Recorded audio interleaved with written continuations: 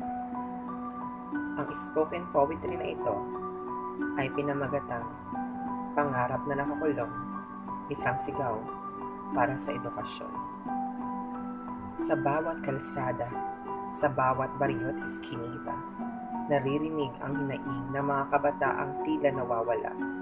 Edukasyon o edukasyon, tila ba'y pangarap lamang sa kabila ng pangakong hatid ng ating pamahalaan.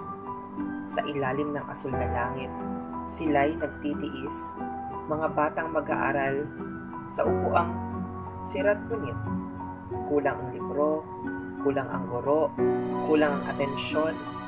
Ang sistema'y tulog, tila ba walang malasakit at atensyon. Bakit ba ganito? Sa bansang sinasabing mahalaga ang pag-aaral, bakit tila tayo'y nagiging mahirap na literal? Anong kinabukasan ang ihahain natin sa kanilang mga palad kung ang edukasyon mismo ay tila nagkukulang? Hanggang kailan magtitiis ang mga batang puno ng pangarap? Hanggang kailan sila aasa sa pangakong nauudlot at tatabunan?